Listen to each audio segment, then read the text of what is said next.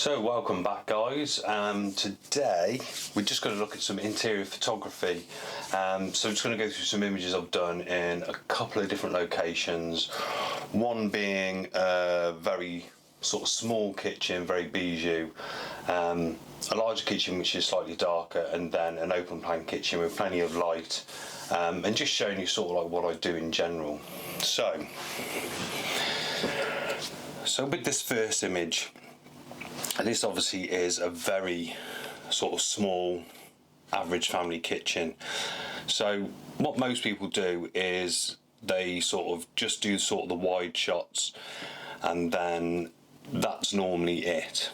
Now what I do is everything that I normally take is natural light. So I only normally put the lights on if they add to the actual location. Most cases they don't, unfortunately, because obviously they either have mixed lighting or it's really miserable outside. So this is just going to be looked at in the context of what's easy and achievable within a good time frame. So as you can see, we've just got like a wide shot here just to show the sort of the kitchen in its general state. And then with the wide lens that I use, this is a fixed prime lens. This is on the medium format camera, so it's 18mm. I take some wider shots of obviously like the cupboard space. Don't worry about too much about things which could be removed. Again, this is sort of a go in, a run and gun shoot and get everything straight.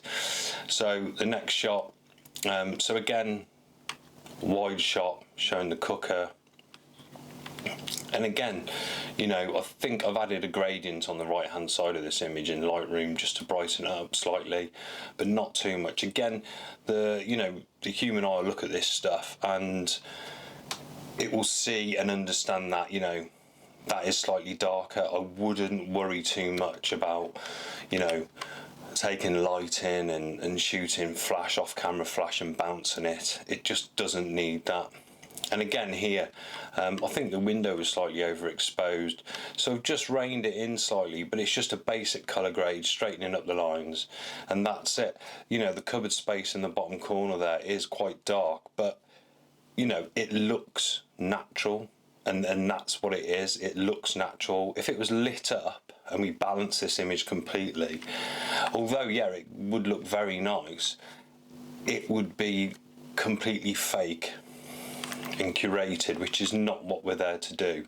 As long as obviously the items on the side and, you know, anything they've got in there, anything which is like really like looking bad, just remove it. So again, on to the next image. So, you know, this is still the wide lens, just going through a range of shots here. I do like these shots where we're looking straight through to the rooms as well. It gives you a nice dynamic of how the two areas are tied together. And again, I know it's a basket full of dog leads and things, but this is a lived-in property. This is a client which I work for, which I've gone to, and you know, it's been lived in for a period of time. And this image, you know, so after I've done like the wide images, I normally go through, put the sort of portrait lens on, and then get some sort of close-up shots. Not too close up, you've still got to see the context of the kitchen. Unfortunately, it does show some specs and stuff. But again, this is just to show, you know, the build quality, the refinement, and all of this is shot at sort of like f5.6 to f8. Gone are the days of shooting it just sort of like f1.4 or even f2.8 really, because you need to see the texture, and that's obviously what this is all about. This is about the materials, the finesse of the finish. So yeah, and I think as well, looking at some of these shots, you know, you've got to think they've got to be shot at sort of f5.6, f8. You do need a bit of bokeh, but also you're want the context of behind it, and you don't want it completely blown out, because in actual fact, if it's blown out, it's actually, it's sort of, it's too much almost. So, and then this shot, just looking through from the hallway, it's just a really nice clean shot. Clean work surfaces, you've got like the chair in context there. So on to the next one. Now this is the open plan one. No lights are on. This is for a developer. And again, so we're setting up the context of the shoot here. So we're doing the wide shots, and then with this, because we've got a bit more space, I sort of work round, get like some head-on shots, so we can see the context of the lounge and how the new kitchen sits in with the rest of the fixtures and fittings. And again, this was just a kitchen shoot. So so then we move on to, you know, the main hub of the kitchen just past the island. And then we're just taking some nice wide shots. I was actually leant over the counter here to show the scope, you know, and trying to get those shots which are quite difficult to get in the context that obviously we've got an island in the way, so you've got to have quite a wide lens, but you don't want it to look too distorted, so you still need it to look relatively flat as such, so you're looking at head on. You don't want to like any mad angles or anything. Then again with this, we're shooting the island now, looking back into the lounge. The lounge is of no interest really to the client, because they just want to show you the kitchen. But again, it just shows it how it's situated. It's quite a nice piece. So like in this shot, we've just shot it in its entirety. Obviously, this is quite a long shutter speed, which I did handheld. So again, beautiful island. Got the context of the backdrop in. Again, we've moved to the side just to show sort of the entrance way as well. And again, it's all about, you know, all about that island. That's the hero of this image. And then again, we shoot from the hallway in. And then we just do some context shots, and these can be used for like literature and advertising and so on and so forth, because obviously they've dressed the property. So it's always nice to get these. These are shot with a portrait lens. And you know, you can burn around doing these and they take no time at all, so it's always nice to have these. And again, portrait lens from a distance, got a bit of bokeh with some context in the front, in the foreground. And again, this is just sort of reiterating on the wider shots, so we're sort of taking a snapshot of the wider shots, a bit more detail. And then again, some nice just textures, fixtures and fittings here.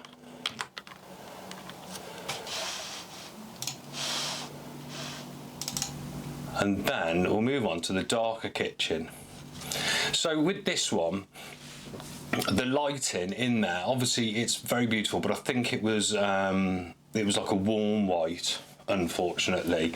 And so it was quite a miserable day. So through the living room to the left hand side, it was actually like quite blue with the white balance. So I decided to go off, and again, it doesn't bother most people. It doesn't need to be absolutely, you know, bright and saturated. It's about what it was like there and then. You know, it's almost like documentary photography. And so again here, this real nice clean kitchen just works well. And again, just wide shots, got that nice contrast where like the light's dropping off. You know, here we're shooting into the light a bit, and obviously it's slightly overexposed in the corner, but it's not a problem. Again, the showcase there is the Arga unit. So, and then here again we got a nice gradient from the light coming in, so we're sort of exposing for that more so. And then just some key images. I thought that the racking was really nice, and obviously the implements they had there, so it just worked really well. And that's it. I think, as you can see, there's quite a big range here, and then there's, depending who you speak to and who you work for. This is obviously like a client that I work for, and they just want the kitchen shot in new builds and so on. So it's sort of not get in and get out, but there's a finite monetary value to that, to them, and to me going there, travelling there, doing the work, straightening everything up.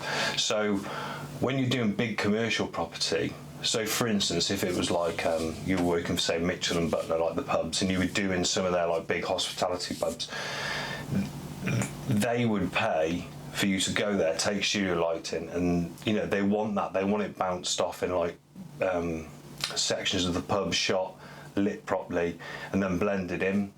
But that's a different price category, and they might only want like, say, a couple of wide shots, but they need to be lit perfectly.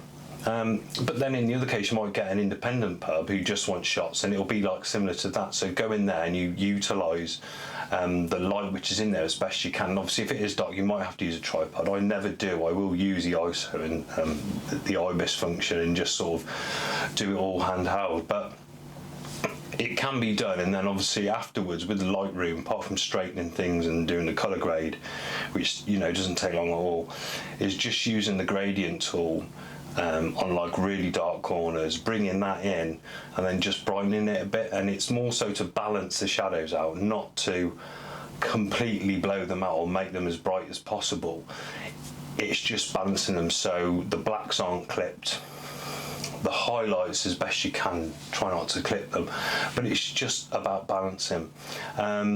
Also, another thing which you will find is that some people do say, oh, you know, when I'm shooting interiors, and it's a bit like landscapes, they'll want to shoot it like f16, and then like, they'll stack the images and things like that, and it's sort of all the context of where's it going. Is it going on Rightmove? Is it for an interior designer's portfolio?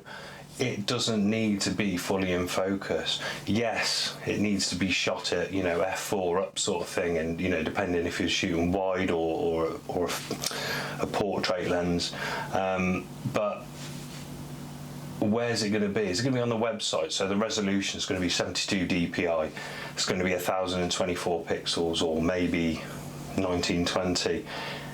In reality, people are not going to notice, and the client won't either. Obviously, if they've got the full resolution file for any print or literature, that's fine, but even that, you're not going to be able to see the context of the sharpness against everything else.